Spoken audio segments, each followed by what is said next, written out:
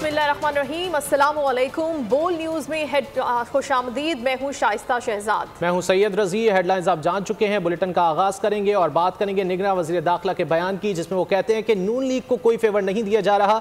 हुकूमत के लिए नवाज शरीफ और बिलावल भुट्टो एक जैसे हैं और दोनों काबिल एहतराम हैं। चेयरमैन PTI की जेल सहूलियात का आम शहरी तसव्वुर नहीं कर सकता। निगरान वज़ीर दाखिला सरफराज बुगटी का इंटरव्यू में इजहार ख्याल। उन्होंने कहा कि साइफर केस में 28 नवंबर को पेशी के हवाले से अदालत के हुक्म को मिनोअन तस्लीम करेंगे। पाकिस्तान में अफसोसनाक वाक़यात में रॉ का किरदार रहता है। इसमें कोई दो राय नहीं कि पाकिस्तान की फॉल्ट लाइन्स में मुखालिफ एजेंसियां हमेशा इजाफा करने की कोशिश करती हैं। अलकादिर ट्रस्ट प्रॉपर्टी केस में चेयरमैन PTI से तफ्तीश के लिए एडिशनल डायरेक्टर नैब वकार अहमद अडियाला जेल पहुंच गए। नैब टीम 15 नवंबर से रोजाना की बुनियाद पर अडियाला जेल में चेयरमैन PTI से तफ्तीश कर रही है। अलकादिर ट्रस्ट प्रॉपर्टी केस में चेयरमैन PTI से तफ्तीश के लिए एडिशनल डायरेक्टर नैब वकार अहमद अडियाला जेल पहुंच गए। तफसीलात जान लेते हैं एहतिशाम अली अब्बासी से। एहतिशाम, क्या तफसीलात है? जी, अलकादिर PTI चेयरमैन से तफ्तीश का मामला है। एडिशनल डायरेक्टर नैब वकार अहमद तफ्तीश के लिए अडियाला जेल पहुंच गए हैं। ज़राए का ये कहना है कि वकार अहमद PTI चेयरमैन से अडियाला जेल में तफ्तीश करेंगे। नैब टीम 15 नवंबर से रोजाना की बुनियाद पर अडियाला जेल में PTI चेयरमैन से तफ्तीश कर रही है। वाज़ह करते चलो कि गुज़श्ता पेशी पर चेयरमैन PTI का 4 रोज़ का जो है जिस्मानी रिमांड दिया गया था और इससे कबल भी जो है उनके जिस्मानी रिमांड मुख्तलिफ औकात में दिया गया, जिसमें नैब की टीम मुसलसल उनसे तहक़ीक़ात कर रही है। चेयरमैन PTI अडियाला जेल में कैद हैं, लेकिन अब जो है वो नैब की जो है टीम जो है वो बाज़ाब्ता तौर पे उनसे तफ्तीश कर रही है और बज़ाहिर वो कैद हैं, लेकिन जो उनकी जो इस टाइम वो हिरासत में है वो नैब की हैं, क्योंकि नैब की जो टीम है पहले इजाज़त दे के जेल जाती थी, लेकिन अब जो है वो बाकायदा तौर पर चेयरमैन PTI को उनके हवाले किया गया है और तमाम जो 190 मिलियन पाउंड केस के हवाले से जो तहक़ीक़ात हैं जो वो कर रही हैं और उस हवाले से तफसीलात जो है उसका जो है प्रॉपर डॉक्यूमेंट के जो है साथ उसका प्रॉपर जो है रिकॉर्ड बनाया जा रहा है। जी एहतिशाम, बहुत शुक्रिया इन तफसीलात के लिए।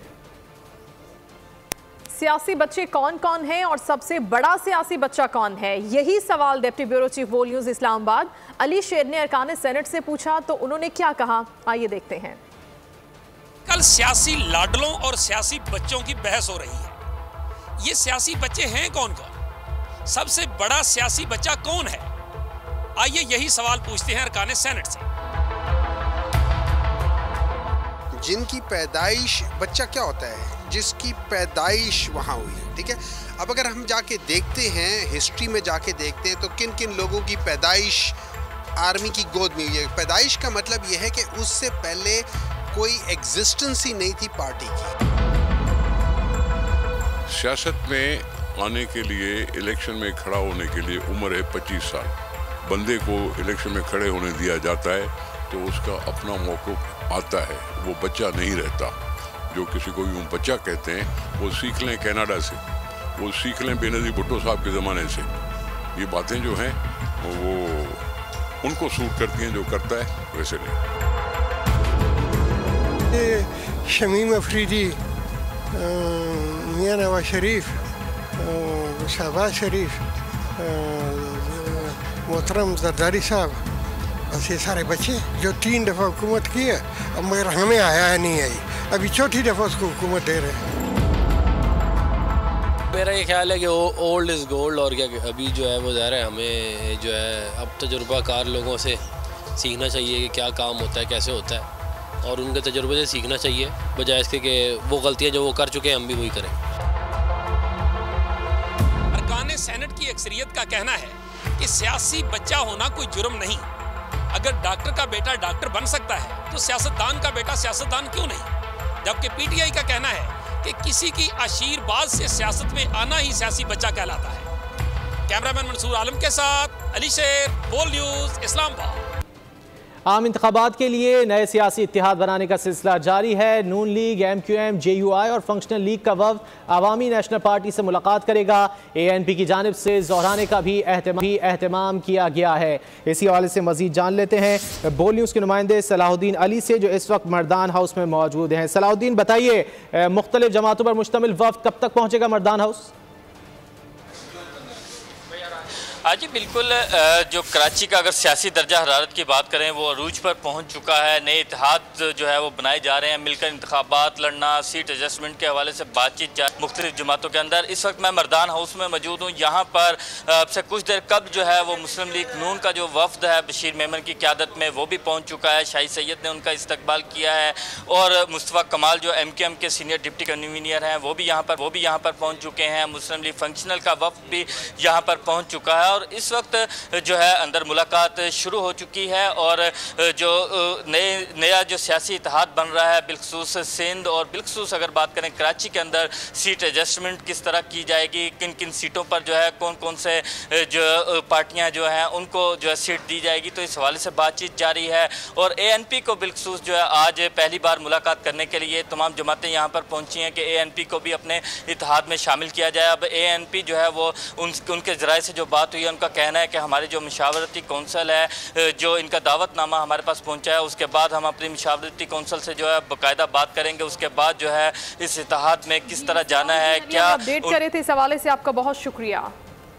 और अब आपको खबर दें कि शाहिद खाकान अब्बासी की आइंदा आम इंतखाबात में हिकमत अमली तैयार। शाहिद खाकान अब्बासी खुद इलेक्शन नहीं लड़ेंगे। ज़राए का बताना है कि वो अपने बेटे को भी इलेक्शन नहीं लड़ाएंगे। खुद इलेक्शन नहीं लड़ते तो बेटे को लड़ा लें। करीबी साथियों ने उनको ये मशवरा दिया है, लेकिन जिन वजूहात की बिना पर मैं इलेक्शन नहीं लड़ रहा, बेटे को कैसे लड़ा सकता हूँ, शाहिद खाकान अब्बासी ने ये जवाब दिया है। डेप्यूटी ब्यूरो चीफ अली शेर हमें आगाह करेंगे कि क्या उन्होंने फैसला किया इलेक्शन में हिस्सा लेने के हवाले से। जी अली। जी बिल्कुल, साबिक वज़ीर-ए-आज़म शाहिद खाकान अब्बासी जो कि मुस्लिम लीग नून के सीनियर रहनुमा हैं और उसके साथ साथ साबिक वज़ीर-ए-आज़म हैं, उनके हवाले से बहुत सी खबरें ज़ेरे गर्दश थी, लेकिन अब चीज़ें जो है वो बड़ी हद तक क्लियर हो गई हैं और शाहिद खाकान अब्बासी ने अपने खानदान और अपने दोस्तों के साथ मशावरत के बाद एक पॉलिसी तय की है और उसमें ये कहा है कि वो तो खुद भी इलेक्शन नहीं लड़ेंगे। और जब उनको कहा गया कि वो अपने बेटे नादिर शाहिद अब्बासी जो है उनको इलेक्शन लड़ा ले, तो उन्होंने कहा जिन वजूहात की बिना पर मैं खुद इलेक्शन नहीं लड़ रहा, उस बिना पर मैं अपने बेटे को कैसे इलेक्शन लड़ा सकता हूँ। तो उन्होंने ये भी तय कर लिया कि अगर नवाज शरीफ, मरियम नवाज, ख्वाजा आसिफ मैथ कोई भी सीनियर मुस्लिम लीगी जो है वो वहां से इलेक्शन लड़ेगा मरी से, तो वो उसकी हिमायत करेंगे, उसकी मुखालफत नहीं करेंगे, उसके मुखालिफ कैंडिडेट की हिमायत नहीं करेंगे, ताम जलसे जुलूसों वगैरह में नहीं जाएंगे, बरादरी के तौर पे, इनफरादी तौर पे उनकी हिमायत करेंगे और वहां पे कुछ तकसीम का तासर मुस्लिम लीग नून में पैदा नहीं होने देंगे।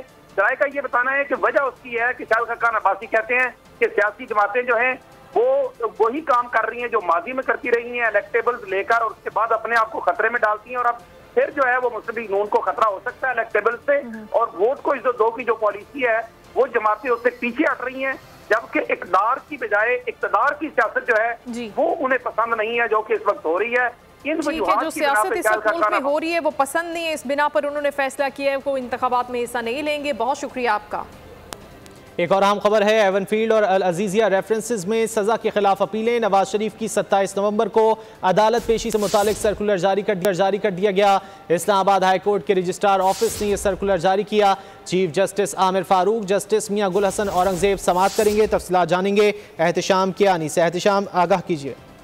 देखिए, साबिक वज़ीर-ए-आज़म मियां मोहम्मद नवाज शरीफ की अल अजीजिया और एवनफील्ड रेफरेंसेस में सजा के खिलाफ अपीलों पर 27 नवंबर को समाअत होनी है और उसके लिए एक सर्कुलर जारी किया गया है कि मियां नवाज शरीफ की पेशी के दिन हाई कोर्ट में आने वाले जो साइलिन हैं उनके लिए प्रॉपर उनको कोई दुश्वारी ना हो, हाई कोर्ट का डेकोरम भी मेंटेन रहे, इसलिए इस्लामाबाद पुलिस इक़दाम करे और जो नवाज शरीफ की अपीलों पर समाअत के दौरान कमरा अदालत में जो लोग दाखिल होंगे उनका दखूल जो है वो एंट्री पासेस से मशरूत होगा और 55 लोगों को ये इजाजत होगी कि वो इस्लामाबाद हाई कोर्ट के कमरा अदालत नंबर 1 में जा सकें।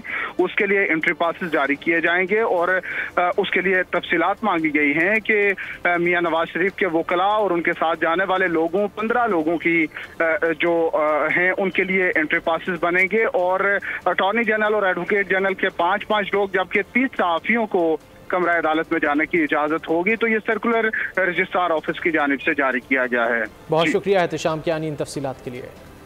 वज़ीर आज़म अनवारुल हक काकड़ की ज़ेर सदारत खुसूसी सरमायाकारी सहूलत काउंसिल की एपेक्स कमेटी का इजलास आज दोपहर होगा। इस इजलास में आला अस्करी और सिविल क़यादत भी शिरकत करेगी। गैर मुल्की सरमायाकारी के फ़रोग से मुतालिक पेशरफ्त का जायज़ा लिया जाएगा। मज़ीद क्या डिटेल्स हैं, इस मीटिंग में क्या होगा, जानते हैं बोल न्यूज़ के नुमाइंदा फ़हद चौधरी से। फ़हद, बताइएगा क्या एजेंडा है इजलास का?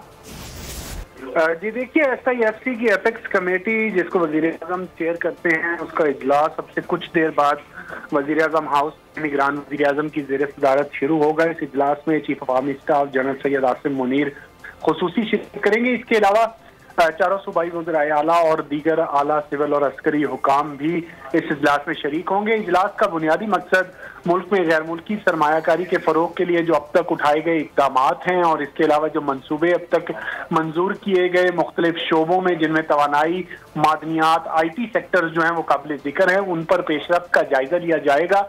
और जो कमिटमेंट्स हैं दोस्त ममालिक की जानिब से, खासकर खलीजी ममालिक और चीन की जानिब से जो सरमायाकारी की कमिटमेंट्स हैं, उनके हवाले से भी सहूलियात फराहम करने का जायजा लिया जाएगा।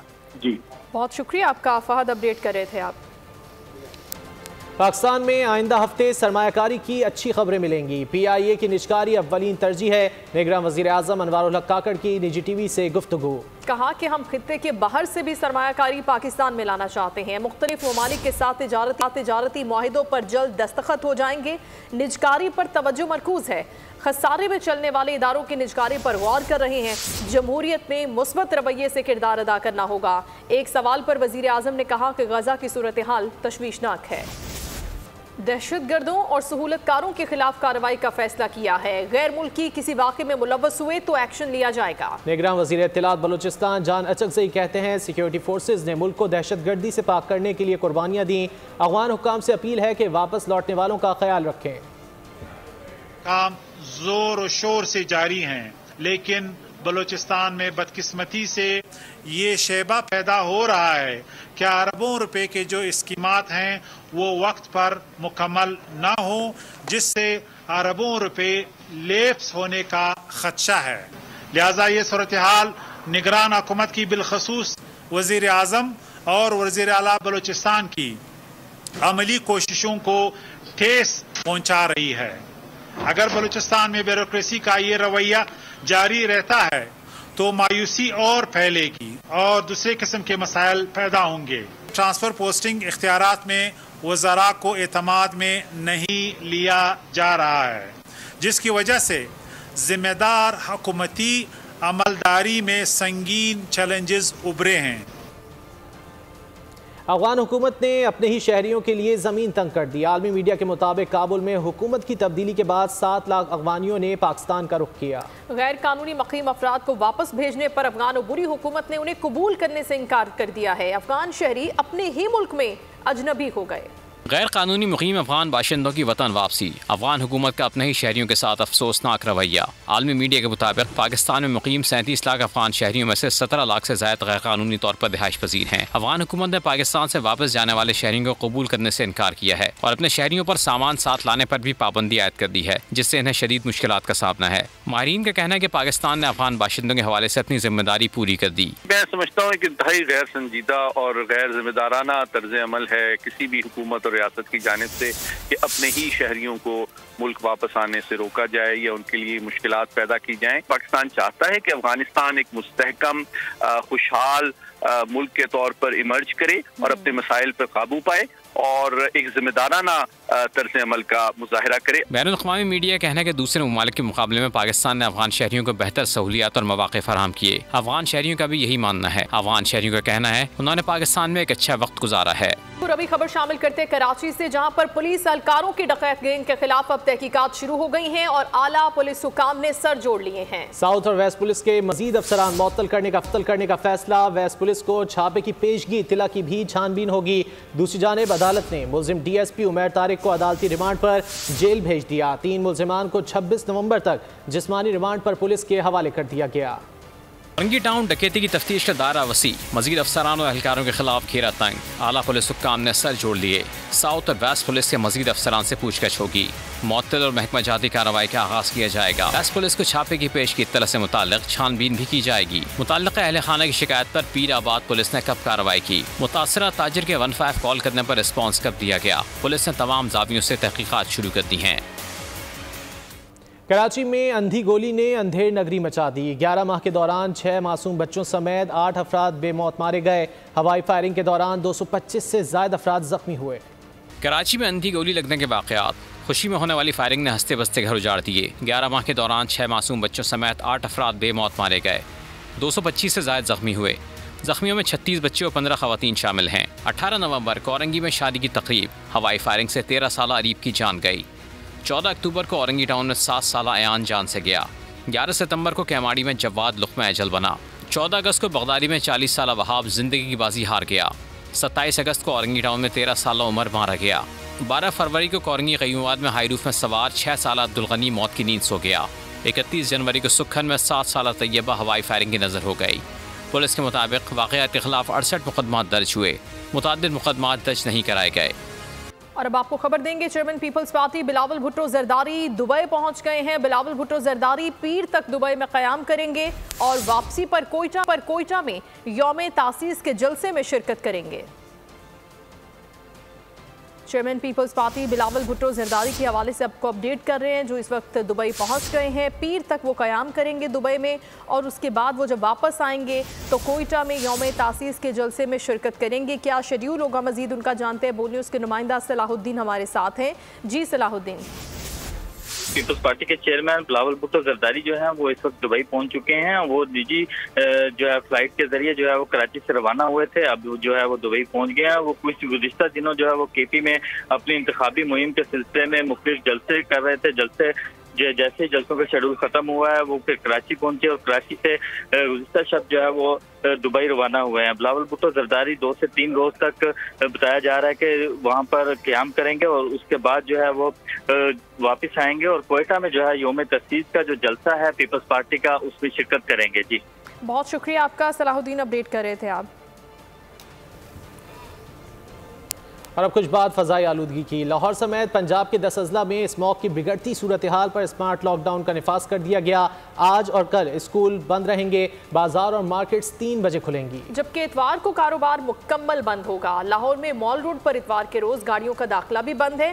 सिर्फ साइकिलिंग की इजाजत होगी। स्मॉग से छुटकारे के लिए मसनूई बारिश बरसाने पर भी गौर जारी है। पंजाब की फिजा में स्मोक का जहर, घरों में रहें, बाहर खतरा है।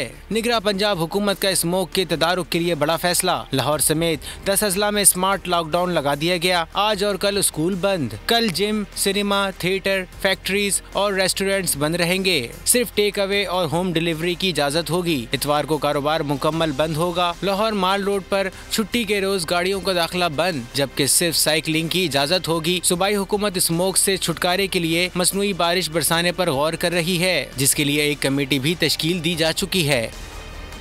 नाज़रीन, पंजाब की फ़ज़ाओं में बदस्तूर स्मोग मौजूद है। लाहौर फ़ज़ाई आलूदगी के एतबार से दुनिया भर के शहरों में आज भी सरे फहरिस्त है। पार्टिकुलेट मैटर 473 रिकॉर्ड किया गया। शहरी सांस की बीमारियों में मुब्तला होने लगे।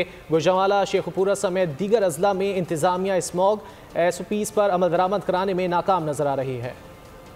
धुएं के बादल, जहरीली फिजाएं, पंजाब के स्मोक के साए छट न पाए।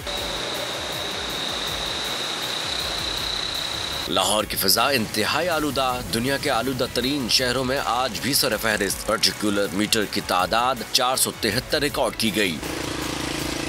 फैसलाबाद और मंडी बहाउद्दीन भी गहरी स्मोक की जद में। ओकाड़ा और गिरदोनवाह में एयर क्वालिटी इंडेक्स में खतरनाक हद तक इजाफा हो गया। गुजरावाला और शेखुपुरा में इंतजामिया स्मोक SOPs पर अमल दरामद कराने में नाकाम नजर आ रही है। कई शहरों में सुबह के वक्त मंजर धुंधला गए। हद निगाह न होने के बराबर रही।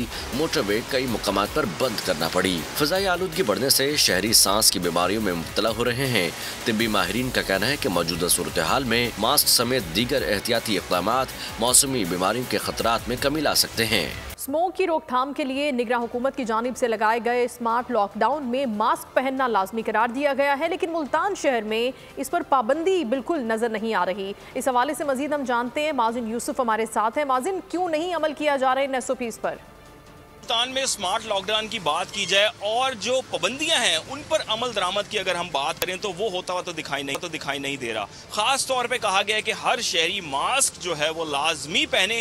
हम तो सुबह से रोड पे मौजूद हैं, लेकिन हमें कोई ऐसी सूरत हाल नजर, जितनी भी मोटरसाइकिलें आपके सामने यहाँ पर आएंगी, कोई एक जो है किसी ने भी मास्क नहीं पहना हुआ, कोई ऐसी सूरत हाल नहीं है। दूसरी बात रह गई कि धुएं वाली गाड़ियों के खिलाफ कोई क्रैकडाउन शहर में नजर आ रहा हो तो वो भी होता हुआ बिल्कुल भी दिखाई नहीं दे रहा। हुकूमत की जानिब से दावे तो किए गए कि ये पाबंदियां की हैं, इन पर अमल दरामद करवाया जाएगा। इस हद तक तो है कि शहर में स्कूल बंद है, कॉलेजेस बंद है, यूनिवर्सिटियां बंद है, लेकिन मार्केटें आज जुम्मा है टोटली तौर पे मुकम्मल तौर पे बंद है। लेकिन अब शाम को इस सूरत हाल का भी पता लगेगा इसकी भी पाबंदी हो पा रही है या नहीं हो पा रही। लेकिन इस वक्त अगर शहर की बात करें, मास्क की जो पाबंदी है उस पर बिल्कुल भी अमल दरामद होता हुआ। बहुत शुक्रिया आपका। स्मोक तदारुक केस में लाहौर हाई कोर्ट ने महकमा माहौलियात को तौहीन अदालत की वार्निंग दे दी। रिमार्क्स में अदालत का कहना था कि बाज़ फैक्ट्रियों को डीसील क्यों किया गया, माहौलियात का महकमा सबसे बड़ा मुजरिम है, अदालत के अहकामात की खिलाफ वर्जी की गई। अदालत महकमा माहौलियात के अफसरों को तौहीन अदालत का नोटिस जारी करेगी। वकील ने बताया कि माहौलियात ट्राइब्यूनल के तहत फैक्ट्रियाँ डीसील हुई थीं। DG माहौलियात ने कहा कि इस हवाले से रिपोर्ट पेश करना चाहता हूँ। अदालत ने वाज़ेह किया कि अगर किसी फैक्ट्री को डीसील करना है तो अदालत से रुजू करना होगा। नाज़रीन, बुलेटिन में अब हम बात करेंगे गजा सूरत हाल के हवाले से। इसराइल हमास आर्जी जंगबंदी का आगाज़ हो चुका है। पाकिस्तानी वक्त के मुताबिक शाम 7 बजे हमास के पास मौजूद 13 इसराइली यरगमालियों के पहले ग्रुप को रिहा कर दिया जाएगा। कतरी वजारत खारजा के मुताबिक 4 दिनों में मजमूई तौर पर 50 यरगमालियों को रिहा किया जाएगा। इसराइली रेडियो ने यह बताया है कि मुआहिदे के तहत 39 फ़लस्तीनियों की रिहाई भी मुतवक्के है। 4 दिन में मजमूई तौर पर 150 फ़लस्तीनी रिहा किए जाएंगे। आर्जी जंगबंदी के दौरान मजीद यरगमालियों की रिहाई पर बातचीत भी होगी। मुआहिदे पर अमल दरामद के साथ ही इमदादी ट्रक भी फ़लस्तीन में दाखिल होना शुरू हो गए। आज 200 ट्रक खुराक, अद्वियात और दीगर ज़रूरी अशिया लेकर गजा पहुंचेंगे। जंगबंदी से कबल रात भर इसराइली बमबारी ने गजा पर क़यामत ढा दी। गजा पर समंदर, फ़ज़ा और ज़मीनी रास्ते से गोले बरसाए गए। ताज़ा बमबारी में मजीद दर्जनों अफराद की जान गई। सहाफ़ी अमल जाहिद अपने ख़ानदान समेत शहीद हो गईं। खान यूनुस में आबादी पर 1 टन वजनी बम गिरा दिया गया, 20 अफराद की जान चली गई। इंडोनेशियन अस्पताल पर हमला करके बालाई फ्लोर तबाह कर दिया गया। इसराइल ख्वाब देख रहा है कि फ़लस्तीन का मसला दब जाए। फ़लस्तीन का मसला मरकजी हैसियत इख्तियार कर गया है। निगरान वज़ीर ख़ारजा जलील अब्बास जिलानी का सेनेट में इज़हार ख्याल, कहा कि इतनी तबाही के बाद मशरिक़ वुस्ता की सूरत हाल क्या होगी। मैं ये समझता हूँ कि जिस तरह से उन्होंने फरमाया, ये वॉर क्राइम है जो कि इसराइल कमिट कर रहा है, और बारहा इस चीज़ का हमने कहा है पाकिस्तान ने कि ये इसराइल को वॉर क्राइम के जुनसा है उसका ज़िम्मेवार ठहरा देना चाहिए। ये भी बात हमने बारहा की है। पाकिस्तान उन चंद ममालिक में से है जिन्होंने ये कहा है कि ये एक जेनोसाइड है जो कि इसराइल जिसका मर्तकब हो रहा है। इस वक्त जो इसराइल का नैरेटिव है या बाकी वेस्टर्न ममालिक का जो नैरेटिव है इस तमाम गाज़ा की सूरत हाल के इंटरनेशनल कम्युनिटी के अंदर, जिस तरीके से जुलूस निकले हैं यूरोप में फ़लस्तीन के हक़ में, मैं समझता हूँ कि इसराइल जिस किस्म का एक ख्वाब देख रहा था कि जिसके तहत जिसकी ताबीर ये उनके मुताबिक ये थी कि फ़लस्तीन का मसला शायद दब जाएगा, तो वो उसकी ताबीर बिल्कुल मुख्तलिफ निकली है। इसराइल को बिल्कुल एक अकाउंटेबल करार देना चाहिए, जिसकी हमने बारहा उसको हमने इस बात की निशानदेही की है इंटरनेशनल फोरम पे। और अब कुछ दीगर खबरें। डॉक्टर फौजिया सिद्दीकी की आफिया सिद्दीकी से अमरीकी जेल में मुलाकात तय पा गई। वकील ने इस्लामाबाद हाई कोर्ट को आगाह कर दिया। डॉक्टर फौजिया 2 और 3 दिसंबर को आफिया सिद्दीकी से मुलाकात करेंगी। सेनेटर मुश्ताक और सेनेटर तलहा भी डॉक्टर फौजिया के साथ होंगे। नाज़रीन, साने बल्दिया फैक्ट्री अमल दरामद केस में मफरूर और इश्तिहारी मुल्जिमान से मुतालिक रिपोर्ट सिंध हाई कोर्ट में पेश कर दी गई। नादरा हुक्काम ने भी रिपोर्ट जमा करवा दी। अदालत ने मुतालिका इदारों से मजीद पेशरफ्त रिपोर्ट तलब करते हुए समात 19 दिसंबर तक मुलतवी की। अदालत ने मफरूर और इश्तिहारी मुल्जिमों के शनाख्ती कार्ड ब्लॉक करने का भी हुक्म दे रखा है। पुलिस के मुताबिक सिंध भर में 50,000 से ज़ायद मुल्जिमान मफरूर और इश्तिहारी हैं। FBR और नादरा का टैक्स नेट बढ़ाने के लिए मिलकर काम करने पर इत्तेफाक हो गया। ज़राए के मुताबिक चेयरमैन नादरा की सरबराही में हुक्काम पर मुश्तमिल आला सतह की तकनीकी कमेटी कायम कर दी गई। कमेटी टैक्स दहंदगान की असल आमदन का जायजा लेगी। नए टैक्स दहंदगान की रजिस्ट्रेशन और नॉन फाइलर के टैक्स प्रोफाइल को हतमी शक्ल दी जाएगी। FBR और नादरा के दरमियान डेटा का भी तबादला किया जाएगा।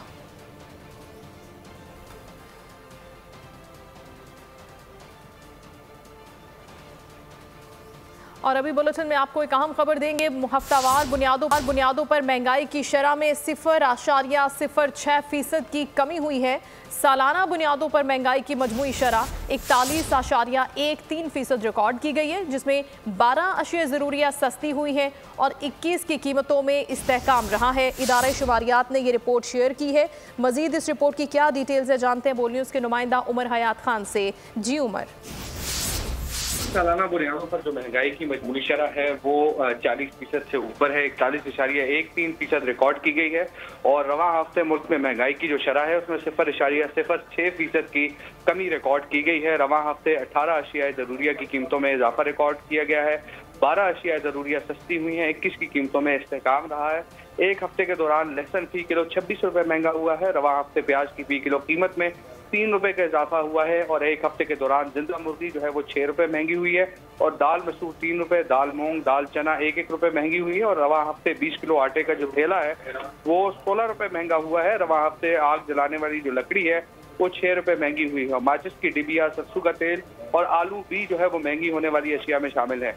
एक हफ्ते के दौरान टमाटर जो है वो फी किलो 9 रुपये सस्ते हुए हैं। रवां हफ्ते वेजिटेबल की जो 2.5 किलो है वो 20 रुपये सस्ता हुआ है। एक हफ्ते में अंडे फी दर्जन 2 रुपये, खुला दूध 1 रुपये सस्ता हुआ है। सिगरेट, चीनी और केले भी सस्ती होने वाली अशिया में शामिल हैं। जी बहुत शुक्रिया उमर, आप डिटेल्स हमें दे रहे थे। और अब खबर खेल की। पीसीबी मैनेजमेंट कमेटी के चेयरमैन ज़का अशरफ ने पाकिस्तानी टीम के कैंप में शरीक खिलाड़ियों से मुलाकात की। ज़का अशरफ ने शान मसूद, शाहिनशाह आफरीदी, मोहम्मद हफीज़ और वहाब रियाज से मुलाकात की। ज़का अशरफ ने प्लेयर्स से मुलाकात में कौमी टीम के दौरे ऑस्ट्रेलिया के लिए भी नेक ख्वाहिशात का इजहार किया। बोर्ड के सरबराह ने इस मौके पर कहा कि बाबर आजम नंबर 1 प्लेयर है जो बतौर खिलाड़ी मुल्क का नाम रोशन कर रहा है। उन्होंने शाहिनशाह आफरीदी की खिदमत को भी सराहा। टीम डायरेक्टर मोहम्मद हफीज़ के मुताबिक शाहिनशाह आफरीदी के कारनामों पर फख्र है। चीफ सेलेक्टर वहाब रियाज और मैनेजर नवीद अकरम चीमा ने रावलपिंडी में जारी पाकिस्तान टीम के ट्रेनिंग कैंप का दौरा किया। वहाब रियाज ने team director Mohammad Hafeez, test कप्तान शान मसूद और T20 कप्तान शाहिनशाह आफरीदी से मुलाकात की। इसके अलावा हसन अली और दीगर खिलाड़ियों से भी उन्होंने बातचीत की। मैनेजर नवीद अकरम चीमा ने चीफ सेलेक्टर वहाब रियाज से टीम की तैयारियों से मुताल्लिक गुफ्तगू की। कुछ देर के लिए शान मसूद से भी उन्होंने बातचीत की। कौमी टीम के खिलाड़ी सऊद शकील की मीडिया से गुफ्तगू। 2 दिन की प्रैक्टिस में मुख्तलिफ पिचेस पर प्रैक्टिस की। माहौल से हम आहंग होने के लिए जल्द ऑस्ट्रेलिया जा रहे हैं। पाकिस्तानी वुमेन्स का 17 रुकनी क्रिकेट स्क्वाड निदा डार की क़यादत में न्यूजीलैंड रवाना हो गया है। ग्रीन शर्ट्स की मेज़बान टीम से 3 T20 और 3 वनडे इंटरनेशनल मैचेस की सीरीज शेड्यूल है। पाकिस्तानी टीम ने न्यूजीलैंड रवानगी से कबल कराची में 4 रोज़ा ट्रेनिंग कैंप में हिस्सा लिया और भरपूर प्रैक्टिस की। दोनों टीमों के दरमियान T20 इंटरनेशनल मैचेस 3, 5 और 9 दिसंबर को खेले जाएंगे। वनडे इंटरनेशनल मैचेस की सीरीज 12 से 18 दिसंबर के दरमियान होगी।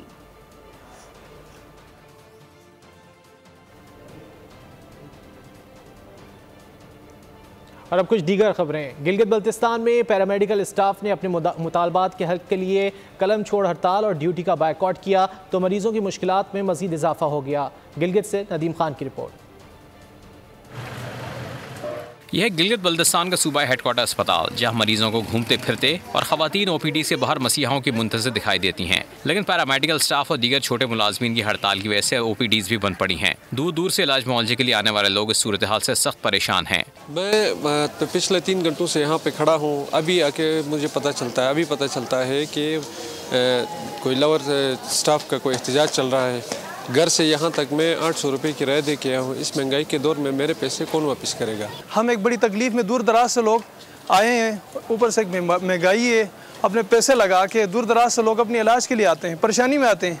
खुशी से कौन हॉस्पिटल में आता है। गिलगित बल्तिस्तान भर के तमाम सरकारी अस्पतालों में पैरामेडिकल स्टाफ और छोटे मुलाजमीन रिस्क अलाउंस और सर्विस स्ट्रक्चर की मंजूरी के लिए हड़ताल कर रहे हैं, जिसके बायस अस्पतालों में इमरजेंसी सर्विस और वार्ड में दाखिल मरीजों का ही इलाज मुमकिन है। मुतालबात मंजूर न होने की सूरत में दीगर अजला से पैरामेडिकल स्टाफ और छोटे मुलाजमीन ने गिलगित की तरफ लॉन्ग मार्च करने का फैसला किया है। कैमरामैन फरमान करीम बेग के साथ नदीम खान, बोल न्यूज़, गिलगित। नाज़रीन, रुझान में हाथ से बनाए जाने वाले टोकरे न सिर्फ रुझान बल्कि मुल्क भर में मकबूल हैं। ये कैसे तैयार होते हैं, कहाँ तैयार होते हैं, बता रहे हैं दानिश मज़ारी।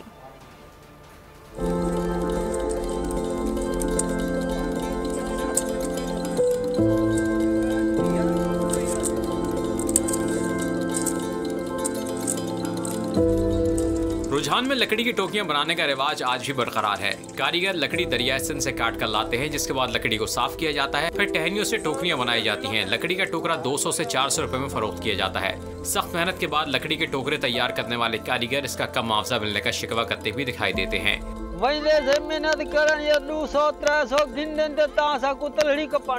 गरीब बंदे से रोजगार बंदे से निक्के निक्के बाल बंदे से ना। लकड़ी का ये टोकरा जानवरों के बाड़े और दीगर अशिया को ढांपने के लिए इस्तेमाल किया जाता है। झोंपड़ियों में रिहाइश पजीर ये कारीगर मुख्तलिफ इलाकों में ये टोकरे फरोख्त करके अपना और अपने बच्चों का पेट पालते हैं। घंटा लगे 2 लगे ही ते साडा टाइम जाए थी वेंदे। जेड़ी शय महंगी है साकू डे में 200 250 300 रुपए डे में साडा गुजरान नहीं है।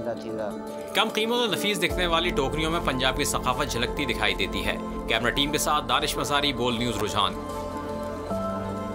उसने जलती हुई पेशानी पे जब हाथ रखा, रूह तक आ गई तासीर मसीहाई की। उर्दू अदब की खूबसूरत शायरा परवीन शाकिर, जिन्होंने मोहब्बत की खुशबू को शेरों में समोया, जिनकी दिलकशी के बोझ से सारा शहर चटक रहा है। उर्दू शायरी को नई तर्ज बख्शने वाली शायरा के मद्दाह आज उनकी 71वीं सालगिरह मना रहे हैं। महापारा ज़मान की रिपोर्ट।